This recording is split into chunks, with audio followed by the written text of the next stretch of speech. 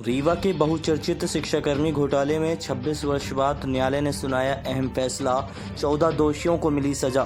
45 साक्ष्य और 240 दस्तावेज के आधार पर 19 आरोपियों के खिलाफ लोकायुक्त ने दी थी रिपोर्ट। बता दें कि रीवा के बहुचर्चित शिक्षाकर्मी घोटाले में 26 वर्ष बाद न्यायालय ने अहम फैसला सुनाया है।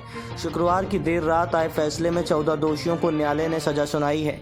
इस बहुचर्चित शिक्षाकर्मी घोटाले में 19 दोषियों के खिलाफ लोकायुक्त के द्वारा न्यायालय में रिपोर्ट पेश की गई थी।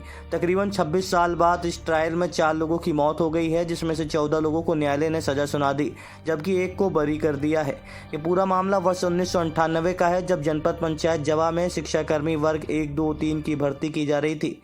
इस दौरान शासन के नियमों को ताक पर रखते हुए भर्ती में जमकर धांधली हुई। पात्र अभ्यर्थियों की शिकायत पर लोकायुक्त ने मामला दर्ज किया और इस दौरान जनपद पंचायत जवा से सबूत के आधार पर भारी मात्रा में दस्तावेज जब्त किए गए थे, जिसमें 45 साक्ष्य और 240 दस्तावेज को न्यायालय ने गहन परीक्षण किया और इस मामले में बीती शाम 14 लोगों को 2 से 5 वर्ष तक तथा जुर्माने की सजा से दंडित किया गया है। वर्ष 1998 का है। जनपद पंचायत जवा में शिक्षाकर्मी भर्ती सेवा शर्तें अधिनियम 1997 के अंतर्गत शिक्षाकर्मी वर्ग 2, 1, 2, 3 की भर्ती की जानी थी। उसमें क्या किया गया था कि उसमें जो निर्धारित प्रक्रिया थी, मापदंड थे और जो राज्य शासन द्वारा गजट में प्रकाशित विज्ञापन के हिसाब से भर्ती किया जाना था, उसमें जो है अवैधानिक कृत्य द्वारा जनपद पंचायत जवा में उसमें तत्कालीन मुख्य कार्यपालन अधिकारी बाबूलाल तिवारी जो अब मृत हुए हैं और विकास खंड शिक्षा अधिकारी सुब्बरलाल श्रीवास्तव और रमाशंकर मिश्रा अध्यक्ष थे उसमें। और उसमें जो स्कूल शिक्षा समिति की और चयन समिति के जो सदस्य थे, उन्होंने सब मिल के उसमें गलत तरीके से नियमों का उल्लंघन करके अपात्रों को नियुक्त किया था और जो पात्र थे उनको बाहर कर दिया था। इसमें जब लोकायुक्त को प्रथम बार 1998 में पता चला तो उन्होंने फिर इसमें अपराध दर्ज किया।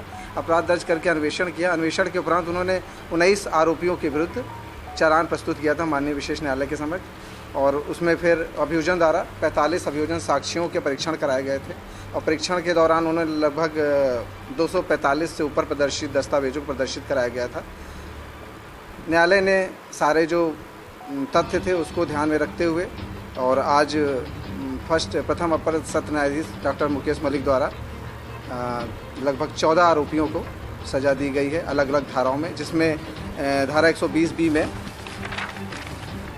2 वर्ष का कारावास और 3,000 रुपये जुर्माना, धारा 467 भारतीय दंड संहिता में 3 साल का कारावास और 5,000 रुपये का जुर्माना एवं धारा 471 में 2 साल का कारावास एवं 5,000 जुर्माने से दंडित किया गया है।